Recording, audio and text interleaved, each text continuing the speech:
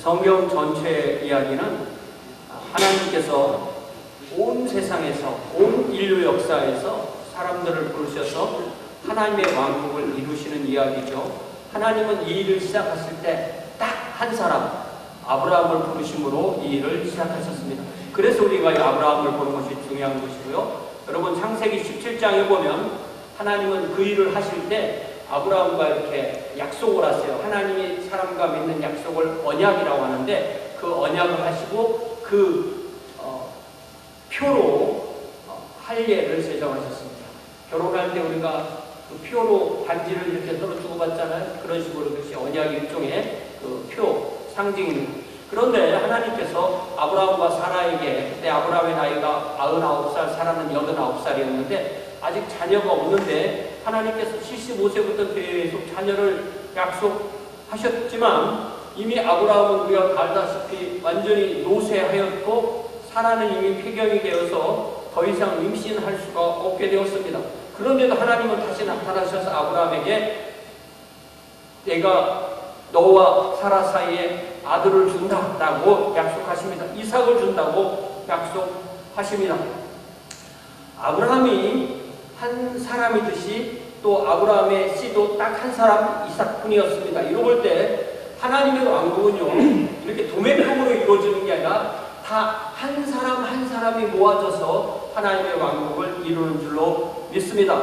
하나님께서 아브라함과 사라 사이에 아들을 주시겠다 하자 아브라함은 자신과 아내의 늙음에 절망하며 나아가 하나님께 불신을 나타내는 웃음을 웃으면서 이미 얻은 이스마엘이나 잘 살길 원합니다. 이렇게 말씀드렸죠. 그때 하나님이 주신 말씀이 바로 제가 주보에 인용한 19절 말씀이에요. 여러분 주보를 보세요. 주보 19절에 보니까 17장 19절 같이 읽어봅니다. 시작. 하나님이 이르시되 아니라 네 아내 사라가 네게 아들을 낳으리니 너는 그 이름을 이삭이라 하라. 내가 그와 내 언약을 세우리니 그의 후손에게 영원한 언약이 되리라.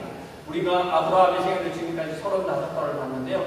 이제 아브라함과 맺은 그 언약을 하나님께서 이삭과 맺겠다 했는데 이제부터는 이삭의 시간이 시작된 것입니다. 아브라함의 나이 137세 때 사라가 127세를 향수하고 죽었죠. 그리고 3년 후에 이삭이 리브가 오고 결혼합니다. 그러니까 이때 이삭의 나이는 40살. 그러니까 100살에 났으니까 아버지는 140 됐고 아들 이삭은 40살이 된 거죠. 그리고 나서 35년을 더 살고 아브라함은 175세를 향수하고 막벨라굴에 매장되었다. 여기까지 우리가 지난주일에 본 거예요. 특별히 지난주일에 우리 김 전사님께서 우리에게 분명하게 말씀하신 것은 아브라함이 하나님의 그 부르심을 받고 가나안에 간 때가 75세, 그리고 그가 죽은 때가 175세니까 아브라함은 하나님을 만나서 몇 년을 하나님과 동행했다? 100년. 똑 떨어지잖아. 똑 떨어져. 그래서 여러분은 여러분의 생에 언제 하나님을 만났었습니까? 그리고 지금까지 몇 년을 하나님과 동행하십니까? 그리고 앞으로 하나님 앞에 갈 때까지 몇 년이 남았을 거라고 생각하시나요? 우리에게 몇 년의 생활이, 몇 년의 삶이 이 땅에서 더 주어질까요? 아브라함이 40세 아들 이삭이 결혼하고 35년을 더 살아 175세에 죽었다고 했죠. 자, 그러니까 이삭이 오늘 본문에 보면은 이삭이 리브가와의 사이에서 야곱과 에서를 얻은 때가 60살이라고 했어요. 그러니까 이삭이 60살일 때 아브라함 몇 살이에요? 160살. 근데 몇 살에 죽었어요? 170살에 죽었죠? 그러니까 손자 에서와 야곱과 함께 아브라함이 사는 애가 몇 년? 15년. 똑 떨어지는 게 살입니다. 그러니까 아브라함이 죽고 장사되고 그 다음에 이삭과 리브가 사이에서 야곱과 에서가 태어나니까 우리는 이제 아브라함 죽고 그 다음에 에서와 야곱이 태어났다고 생각하기 쉬운데 그렇지 않다는 거예요. 그래서 여러분 성경 히브리서 9장에서 고말을 하는 거예요. 여러분 히브리서 9장을 찾아보세요. 신약 성경 히브리서 9장을 히브리서 11장 9절을 찾아보면 이게 바로 그 말이에요. 히브리서 11장 9절에 보니까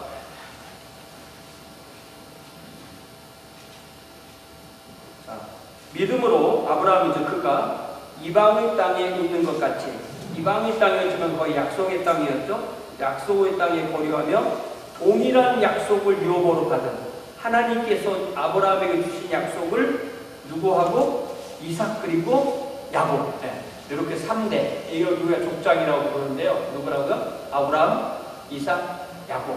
요 3대에 함께 한 장막에서 살았다. 이렇게 이야기를 하는 것입니다. 자, 우리가 창세기 12장부터 아브라함이 주인공으로 나오는 이 25장 11절까지가 한 14장이에요. 제가 세보니까 14챕터예요. 이 14챕터를 제가 지난 1월부터 35번에 우리 김 선사님과 함께 나누었고요. 오늘 이 창세기 25장 19절 말씀부터 이제 한 14장을 쭉 더 하면은 이제 이삭과 야곱의 생애가 이루어지게 됩니다. 그것도 뭐 그렇게 많은 횟수로 우리가 함께 말씀을 나누게 되겠죠. 그래서 오늘은 창세기 25장 19절에서 26절 이 말씀을 통해서 이삭과 리브가 사이에 어떻게 큰아들 에서와 작은아들 야곱이 태어납니다. 제가 오늘만 에서와 야곱을 이렇게 부르겠어요. 다음 주부터는 야곱과 에서 이렇게 부릅니다. 이게 이제 순서가 이렇게 순서가 좀 바뀌는 거예요. 성경에서 하나님께서 에서가 먼저 태어나게 했었지만 야곱을 앞으로 세우시는 그런 이야기입니다.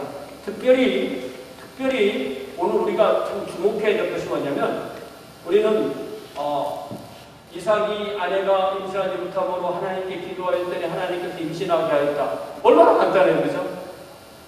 간단하죠? 근데 그렇게 기도할 때가 언제예요? 40살이고 그 기도가 들어질 때는 언제예요? 60살이에요. 기도를 몇 년 했다고요? 20년 하고 이렇게 간단히 써는 거예요. 우리는 그냥 읽으면 기도하면 하나님이 딱 들어주는 것 같이 듣지만 자세히 보면 그렇지 않다는 것입니다. 자, 19절 말씀. 아브라함의 아들 이삭의 족보 이렇게 됐죠. 이 족보라는 말, 여기 족보라는 말이 나오는데요. 사실은 창세기가 어떻게 보면 족보의 책이에요. 여러분 창세기 2장 4절을 찾아보세요. 앞에 족보라는 말이 맨 처음에 나오는 것이 창세기 2장 4절인데 여기에 창세기 2장 4절에 이것이 천지가 창조될 때 하늘과 땅의 내력이다. 네. 여기 이제 영어로는 count라고 이렇게 번역을 했지만 여기 히브리어 톨레도트라고 해서 이게 족보도 되고 내지는 count 기사도 되고 내지는 generation 세대도 되는 그런 단어예요. 그러니까 창세기에서 이 단어가 10번이 쫙 나오게 되는데 이것이 그러니까 한 10개의 족보를 이렇게 섞어놓은 책이다 이렇게 이해를 할 수가 있어요. 그러니까 2장 4절까지가 앞에 1장부터 쭉 해서 천지의 족보 하늘과 땅이 어떻게 창조되었다는 얘기를 쭉 해서 한 다음에 계속해서 그 이후로 2장, 3장, 4장까지 나가고요. 그 다음에 5장을 보세요. 5장을 보면 5장 1절에 다시 5장 1절에 이것은 아담의 계보 이렇게 됐죠. 아담의 계보. 여기서는 5장 1절부터 5장 마지막까지 아담부터 노아까지 쫙 나오는 거예요.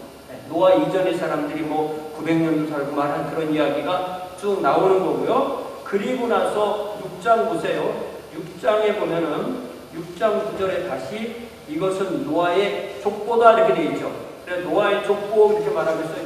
6장 또 7장 8장으로 넘어가세요. 요 6장 7장 8장이 노아의 홍수로 코로 호흡하는 모든 동물을 사람을 포함해서 홍수로 심판한 이야기가 나오죠. 오직 노아와 노아 부인, 노아의 세 아들과 또 세 며느리 이렇게 8명만 하나님께서 살게 하셔서 인류가 멸망하지 않는 거예요. 이제 10장으로 넘어갑니다. 10장 1절에 다시 노아의 아들 셈, 함, 야벳의 족보. 그러니까 노아의 세 아들이 살아남았으니 그 셋의 족보가 나오기 시작하고 그리고 11장이 그 세 아들들의 후손들이 바벨에 모여서 하나님을 대적하자 하나님이 그들을 홍수로 흩으시는 얘기가 나와요. 그러면서 다시 11장 10절을 보세요. 창세기 11장 10절에 보면은 노아의 세 아들 중에 셈의 족보라고 해서 11장 10절부터 25절까지 아브라함의 아버지인 데라까지 쭉 이렇게 이어지는 이야기가 나옵니다. 그러면서 11장 27절에 다시 데라의 족보는 이렇게 된다. 이게 무슨 이야기냐면 어떻게 아담부터 아브라함까지 내려간다는 이야기하는 거예요. 그래서 12장 21절에 데라의 족보가 시작되고 데라의 세 아들은 아브라함과 나홀과 하란인데 하란은 먼저 아버지보다 먼저 갈대아 우리에서 죽었고 아브라함과 나홀이 하란으로 이사가서 거기에서 아브라함은 가나안을 낳았다 이 얘기잖아요. 그래서 보통 제가 창세기 1장부터 11장까지는 이번에 하지 않았는데 보통 1장부터 11장까지를 히브리인의 원역사, 히브리족의 원역사 이렇게 부릅니다. 그러니까 지금까지 얘기를 간략하게 요약하면 아담, 노아, 셋, 그리고 데라, 아브람 이렇게 오는 이야기입니다. 그래서 창세기를 이야기해주는 분은 11장 마지막에서 데라의 아들 아브람을 소개하면서 하나님이 이제 드디어 아브라함을 부르심으로 창세기 이야기 청자들은 하나님이 이제 이 아브라함 한 사람으로부터 뭔가를 시작하는구나, 그것이 바로 하나님이 만드시는 왕국이구나 라는 것을 알게 되고 그 아브라함 이야기가 12장부터 25장까지 이어져 온 거예요. 다시 25장으로 이제 넘어보세요. 아브라함 이야기 25장이 끝나게 되니까 25장으로 넘어오면 이게 창세기가 이제 족보라는 말로 쭉 연결이 되는 거예요. 그래서 25장 거기 12절에 보면 아브라함과 하갈 사이에 태어난 이스마엘의 족보라고 되어 있죠. 그래서 12절부터 28절까지는 제가 오늘 하지는 않는데 다음에 기회 있을 때 같이 섞어서 하도록 하겠습니다. 그리고 이제 오늘 19절에 다시 또 이삭의 족보는 이렇게 된다고 했죠. 이 이삭의 족보가 8번째 족보고요. 그 다음에 36장을 가보세요. 36장 전체는 이삭의 큰아들 에서 곧 에돔의 족보가 36장 전체에 나오는 거예요.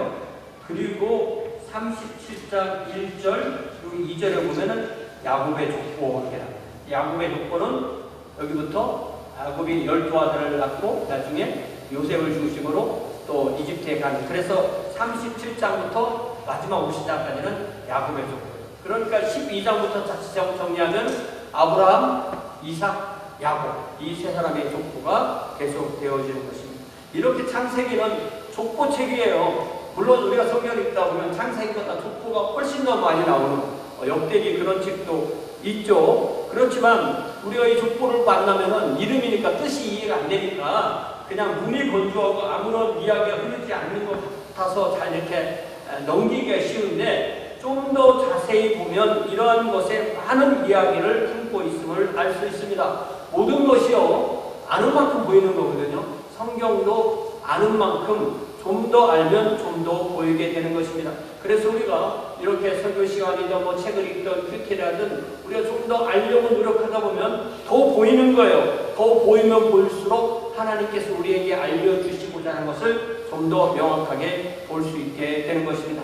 자, 20절을 보세요. 20절에 보니까 이삭은 40세에 리브가를 맞이하여서 아내를 맞았는데, 리브가를 소개하는 말을 잘 보세요. 리브가는 바단 아람이라는 동네에 아람 족속 중에서 부두엘의 딸이고 똑같은 아람 족속 중에서 라반의 누이다 라고 되어 있어요. 자, 그런데 우리가 그러면 이 부두엘의 아버지가 나홀이고 나홀의 형이 아브라함인데 그럼 아브라함이 아람족이란 말이야? 이렇게 되는 거잖아요.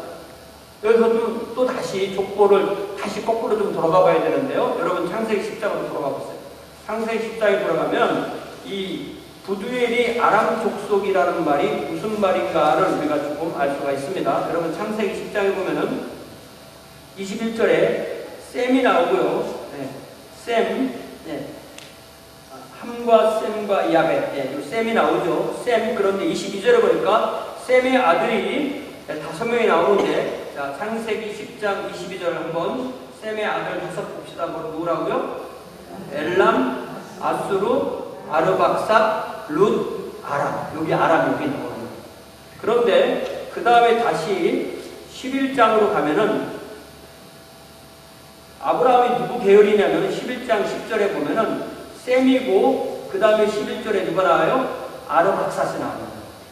그러니까 아브라함, 나홀 다 아르박사 후손인 거예요. 그러니까 셈 아르박사 쭉 내려가면은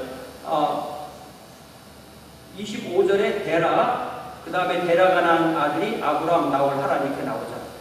그러니까 분명히 이 부두엘이나 라반은 아람 족속이 아닌 것입니다. 그죠? 그런데 성경에는 분명히 아람 족속으로 돼 있어요. 자, 아람 족속이 아닌데 아람 족속을 했으면 성경이 맞아요? 제가 맞아요? 어떻게요? 아니잖아요. 아람 족속이 아닌데 아람 족속이라 성경은. 성경이 맞아요? 내가 맞아요? 성경이 맞는 겁니다. 네. 성경이 맞는 겁니다.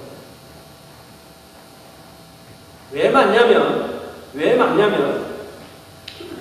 우리는 일단 이렇게 지금까지 얘기한 건 무슨 얘기냐면은 지금 우리가 얘기한 이 모든 사람은 다 셈족 아래에 속하는데 셈족 아래에 여러 하위 족속이 있고 셈의 10대 자손이 데라이고 그 다음에 아브라함인데 하나님께서 아브라함을 나홀과 함께 살 때 거기서 유프라테스 강을 건너서 가나안으로 불러오시면서 그가 강을 건넌 사람이다라는 뜻이 히브리라는 말이에요.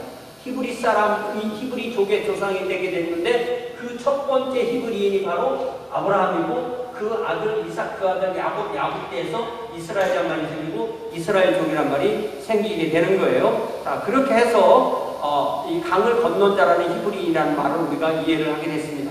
자, 그러나 아람의 후손도 아니고 아르박삭과 데라와 나홀의 후손인 부두엘과 라반을 아람 족속으로 불린 이유는 무엇이냐면 우리가 지금 우리의 생각을 확 뜯어고쳐야 될 것이 뭐냐면 이 민족이라는 말이요. 어떤 이 피플, 어떤 족속, 어떤 네이션 이것이 혈통이 아닌 겁니다.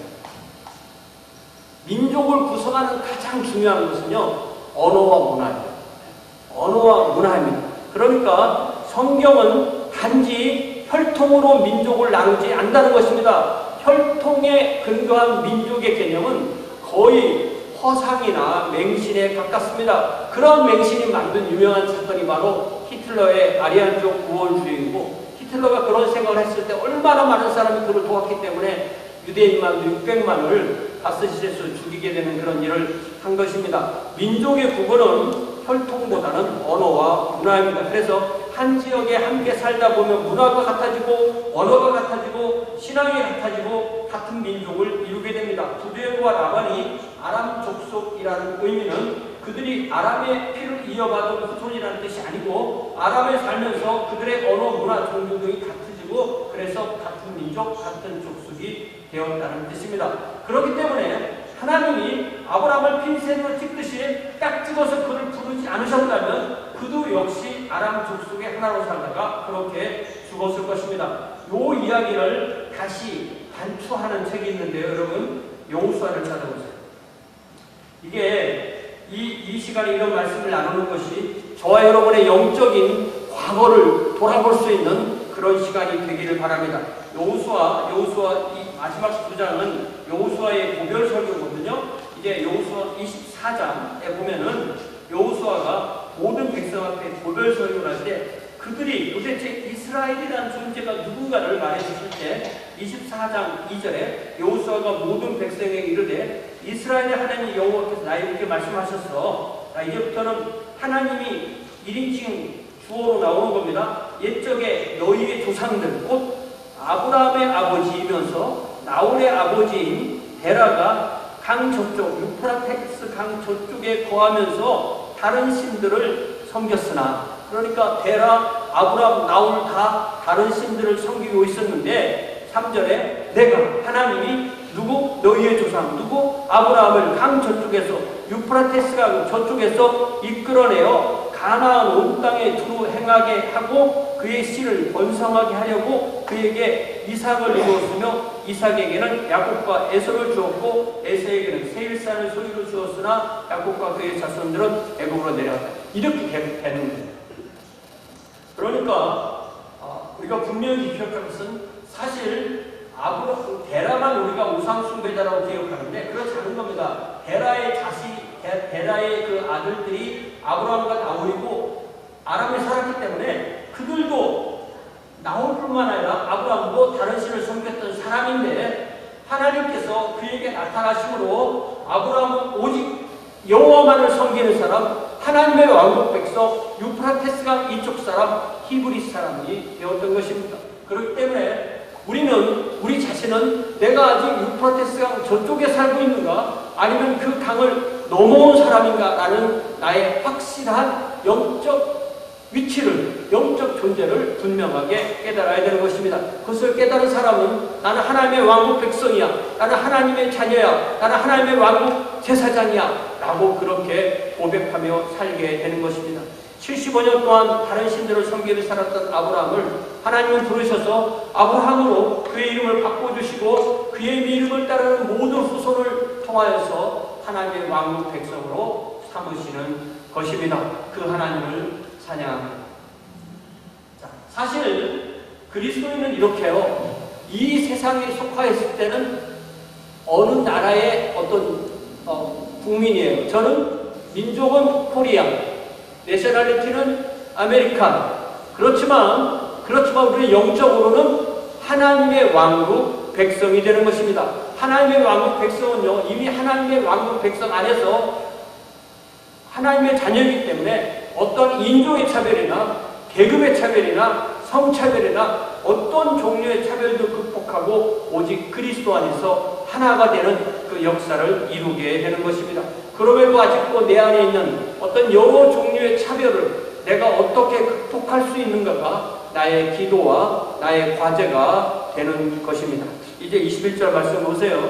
21절 말씀 우리 한번 읽어봅시다. 시작. 이삭이 그의 아내가 임신하지 못함으로 그를 위하여 여호와께 간구하매 여호와께서 그의 간구를 들으셨으므로 그의 아내 리브가가 임신하니라. 이렇게 네 개로 이루어진 이 논리를 뭐라고 그러죠? 기억나죠? 기승전결. 기가 뭐예요? 문제가 일어나는 거죠. 뭐가 사건이 일어나는 거. 승이 뭐예요? 그것이 발전하는 거고, 전은 뭐예요? 뒤집어진다는 거죠. 뭔가 발전, 어떤 확 뒤집는, 턴오버. 결혼 뭐예요? 끝난다는 거죠. 기승전결.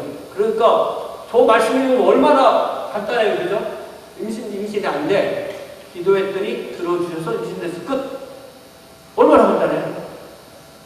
근데 성경은 어떻게 된다면 거의 모든 경우에 이렇게 요약해서 써놓은 거예요. 그래서 이 말씀을 우리가 잘 보면요, 이게 그렇지가 않다는 걸 알 수가 있어요. 그러니까 아브라함의 아내 사례가 그랬듯이 리브가도 임신이 안 됐던 거예요. 아브라함은 75세에 가나안에 정착해서 하나님의 약속을 받고 기다리다 몇 년을 기다리냐면 10년 기다렸어요. 그리고 부인이 자기 여종 하가를 주므로 아기를 낳았을 때가 이제 11년이 됐을 때 75에서 86세에 낳았다고 했죠. 그런데 하나님께서는 사라의 몸에서 나지 아니하면 아브라함의 씨가 아니다. 하갈에게서 난 이스마엘은 아브라함의 씨가 아니라고 말씀하셨어요. 이것을 잘 아는 아브라함의 씨 이삭은 아버지의 전처를 밟지 않았습니다.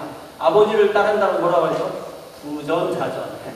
제가 아버지를 닮았나 안 닮았나? 어떤 부분은 닮았고 어떤 부분은 닮지 않았습니다. 이삭은 아브라함을 닮았을까요? 안 닮았을까요?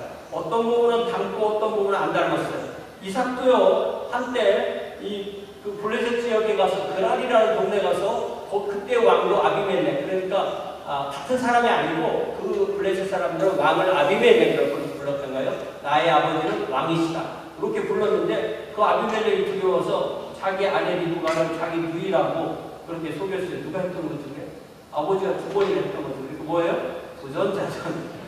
부전자전인데, 그런데 이 이삭이 아버지 아브라함을 닮지 않은 건 뭐냐면 리브가만 아내로 삼고 아기를 그 아버지 아브라함처럼 자기 부인의 여종이라는 사람을 통해서 낳지 않고 오직 리브가만을 향해서 리브가를 통해서만 자녀를 얻으려고 지속적으로 기도했다는 거예요.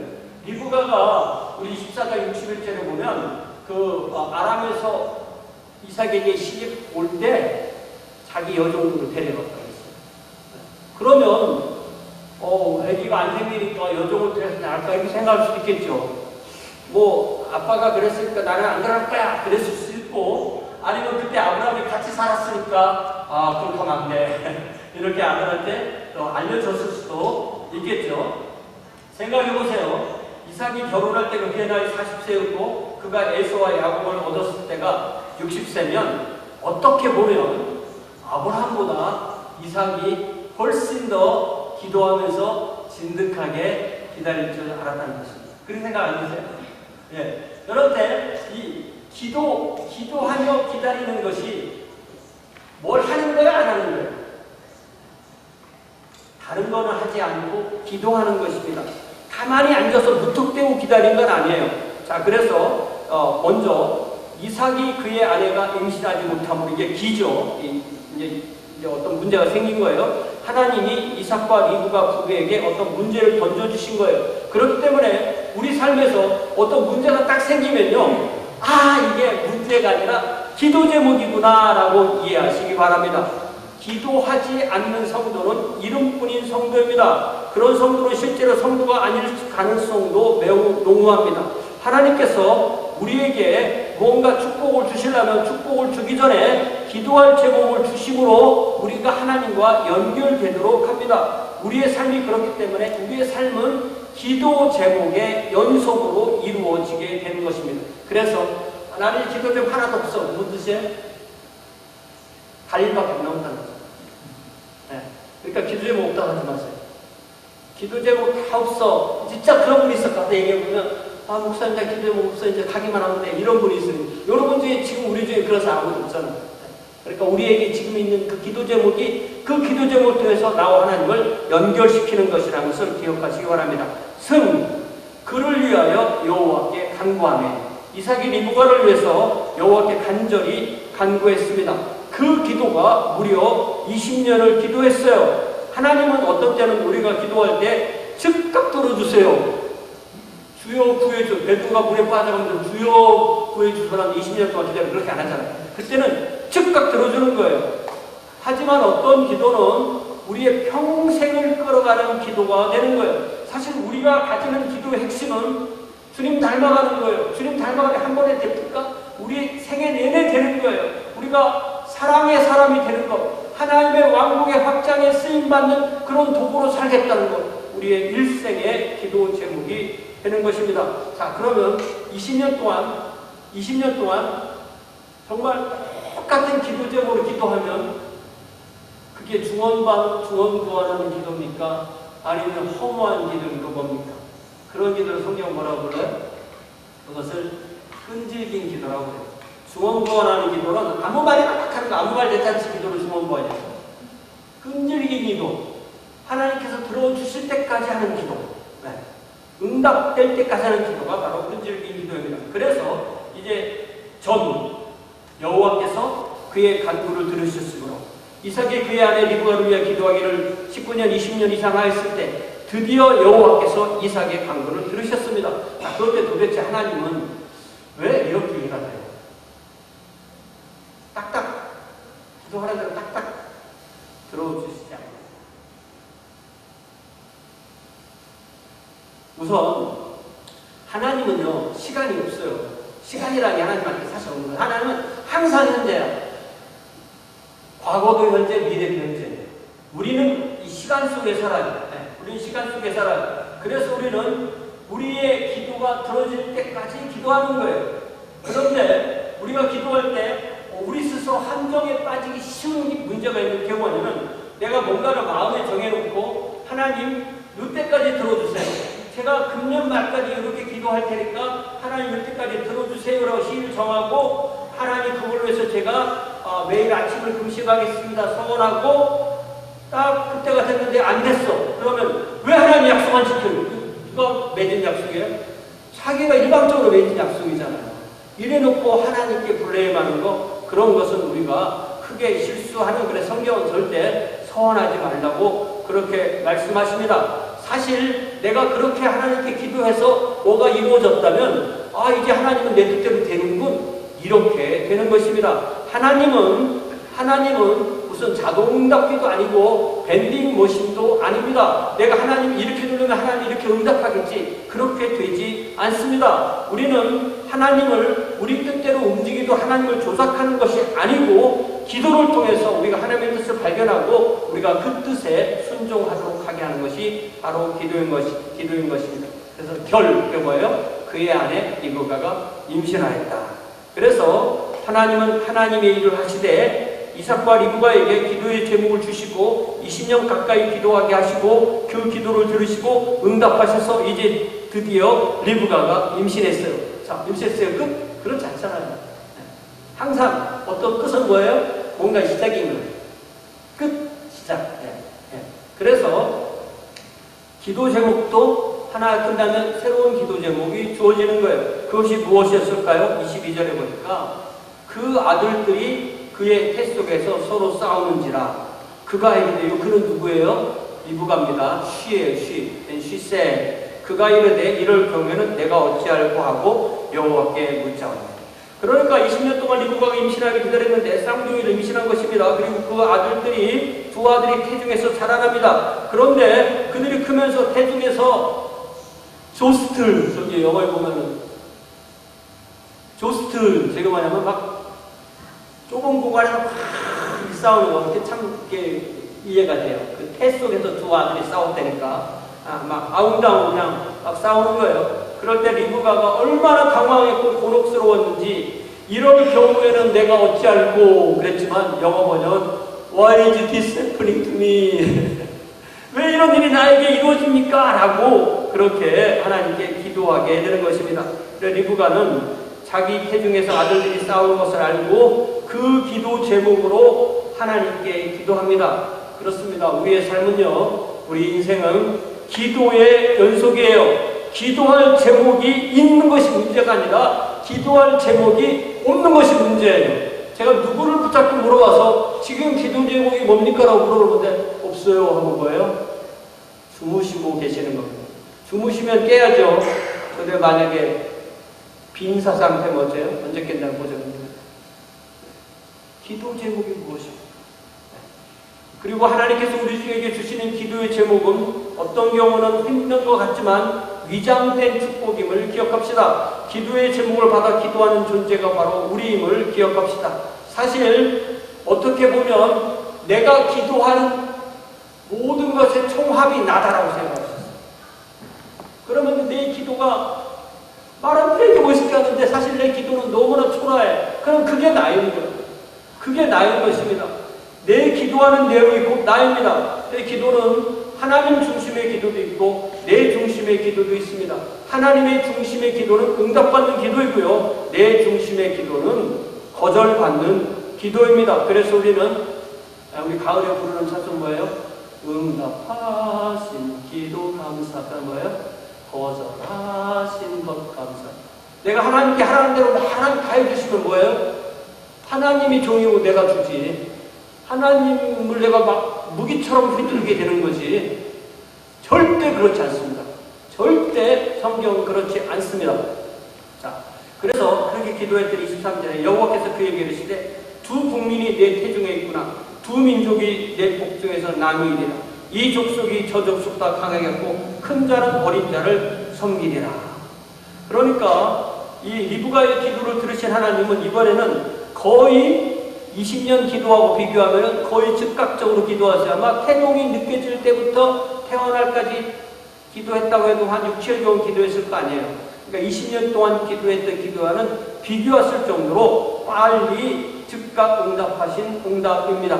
아직 쌍둥이가 태어나지도 않았는데 하나님은 그들과 그들 후손에 대하여 이렇게 말씀하셨습니다. 이 말씀을 통해서 우리는 하나님이 무엇을 말씀하시고 하시냐면 그것을 하나님의 주권이라고 말합니다. 사도 바울은 로마서 9장에서 정확히 이 말씀을 인용하며 하나님의 주권을 명백하게 선포합니다. 여러분 로마서 9장을 펴보세요.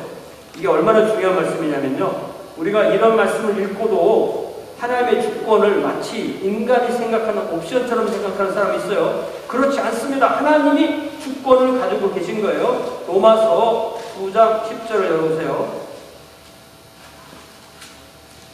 로마서 9장 10절에 그뿐 아니라 또한 리브가가 우리 조상 이삭 한 사람으로 말면 한 사람으로 임신하지 두 사람으로 임신합니까? 이게 무슨 얘기예요? 워낙 애들이 다른 애가 나왔으니까. 그런데 그 다른 애들이 그 두 애들이 그 자식들이 아직 나지도 아니하고 무슨 선이나 악을 행하지 아니한 때, 자, 그다음 같이 읽어요. 시작. 택하심을 따라되는 하나님의 뜻이 행위로 말미암지 않고 오직 부르신 이로 말미암아 서게 하랴. 요걸 짧게 말할 때 뭐라고 말한다고? 하나님의 주권이라고 말한다. 그래서 큰 자가 어린 자를 섬기리라. 그러면서 사도 바울은 나중에 말라기에서 있는 말씀, 내가 야곱은 사랑하고 에서는 미워하였다 하심을 인용하게 되는 것입니다. 그러니까 택하심을 따라되는 하나님의 뜻이 어떤 사람의 어떤 믿음이나 행위나 어떤 사람의 노력이나 이런 것에 근거하지 않고 오직 100% 부르시는 이로 말미암아 서게 하려 하사, 이게 바로 하나님의 주권입니다. 하나님은 한 사람이 구원받아서 하나님의 백성이 되고 그렇게 되지 않게 하는 모든 하나님의 주권은 하나님의 뜻에 의해서, 인간에 의해서 아니라 하나님의 뜻에 의해서 우리를 부르시는 오직 그 하나님에 의해서 그렇게 된다는 뜻입니다. 이브가는 아마 이 말씀을 듣고 자기 태중에서 일어나는 싸움이 앞으로 수천 년 동안 계속될 싸움인 것을 알았을 것입니다. 우리는 이 아브라함과 이삭과 야곱을 통해서 하나님께 약속하신 그 약속의 복음을 예수 안에서 믿어서 아브라함의 자손, 약속의 아들 이삭의 자손, 야곱의 자손, 영적 이스라엘이 되었습니다. 우리가 이렇게 하나님의 백성이 된 것, 하나님의 자녀가 된 것, 영적 이스라엘이 된 것, 참 이스라엘이 된 것이 우리의 행위에 말미암지 않고 우리의 선택에 말미암지 않고 하나님의 주권에 의해서 된다는 것입니다. 이로 인하여 다시 한번 우리 주님을 찬양하고 영광을 돌립시다. 자, 24절에 보니까 이제 그 해산 기한이 다 찼는데 보니까 태에 쌍둥이가 있었다. 자, 이삭과 리브가가 낳은 두 아들 에서와 야곱은 일란성 같아요? 이란성 같아요? 이란성 쌍둥이죠. 이란성 쌍둥이는 아빠의 두 종자가 엄마의 두 난자와 각각 결합해서 엄마의 태중에, 그 태에 착상하게 되는 거예요. 그렇기 때문에 이란성 쌍둥이 각 태아는 각자 탯줄이 있고 각자 태반이 있고 각자 양막을 가지고 280일 동안 태중에서 같이 자라는 거예요. 일란성 쌍둥이는 똑같이 생겨서 사람이 구별을 못할 때 일란성 쌍둥이라고, 이란성 쌍둥이는 형제 자매처럼 서로 다른 것을 우리가 알 수가 있어요. 25절에 그래서 먼저 나온 게 에서인데요. 에서의 특징이 두 가지로 소개되죠. 먼저 피부의 색이 붉다. 여기서 나중에 이제 에돔이라는 말과 함께 이제 붉다라는 그 에돔이라는 이름이 나오고요. 두 번째, 이미 태어날 때부터 온몸에 털이 많아서 얼마나 많으냐면은 털 가죽을 넣은 것처럼 딱딱할 정도로 피부가 그렇게 됐다는 거예요. 그래서 그의 이름을 처음에 딱 진 게 에서인데, 에서의 이름 뜻은 거칠다, 털이 많다, 그런 뜻으로 짓게 된 거예요. 야곱과 비교하면 그렇기 때문에 에서는 훨씬 더 자연적이고 관능적인 사람으로 자라날 것을 암시하는 것을 우리가 알 수 있습니다. 이제 마지막 26절에 후에 나온 아우는 손으로 에서의 팔꿈치를 잡았으므로 그 이름을 야곱이라 하였으며, 리브가가 그들을 낳았을 때 이삭이 60세였다 이렇게 있어요. 그러니까 이제 야곱의 탄생을 잘 보면 야곱은 태어나면서부터 형 에서의 팔꿈치를 히브리어로 아케브라고 하는데, 아케브. 이게 어떻게, 이게 뭐 에서가 나오고 한참 뒤에 야곱이 나왔다는 얘기가 아니에요. 둘 다 거의 동시에 나오고 둘 다 막이 터지고, 그래서 뒤에 나오는 애가 앞에 나오는 그러니까 머리부터 나오는 애가 어떻게 해서든 그 다 손을 펴서 자기 형의 발목 확 잡았다는 거잖아요. 그래서 이 발꿈치라는 말이 아케브인데 거기다가 Y를 붙여서 야곱이 돼요. 발꿈치라는 이름에서 나온 이름이 야곱입니다. 그래서 형의 발꿈치를 잡았다는 것은 형을 이기고 형의 자리, 형의 권리를 차지하겠다는 그의 본성을 드러내는 것입니다. 이 사람에게 본성이라는 게 있어요. 하나님께서 그에게 주신 그의 본성입니다. 그 본성은 뭐 옳으냐 그르냐를 떠나서 그에게 이미 주어진 것입니다. 그의 이러한 본성은 때로는 옳게도 나타나고 때로는 그르게도 나타납니다. 이제 말씀을 마치면서 제가 주부에 써드린 로마서 9장 18절 말씀을 함께 한번 소리내서 읽어봅시다. 로마서 9장 18절 한번 읽어봐요. 시작. 그런즉 하나님은 하고자 하시는 자를 긍휼히 여기시고 하고자 하시는 자를 완악하게 하시느니라. 우리 하나님은 주권을 가지신 하나님이십니다. 우리는 그 하나님의 주권에 의해서 하나님의 자녀가 되었기 때문에 우리가 하나님의 자녀가 된 이후에도 하나님의 뜻에 따라서 매일 순종하면서 하나님의 복을 받고 또한 하나님의 복이 되어서 그 복의 통로가 되어서 그 복을 이웃에게 전달하는 그런 자녀로 사는 것이 하나님의 자녀로 사는 것인 줄 믿습니다. 이제 우리 집사님 반주하신 동안에 우리도 이삭과 미국아처럼 우리에게 주어진 문제를 기도로 바꿔서 하나님의 인도하심과 복을 받아 누리며 나누는 이 한 주가 되게 해달라고 다 함께 기도하겠습니다. 다 함께 자기 목소리로 기도해 주시기 바랍니다.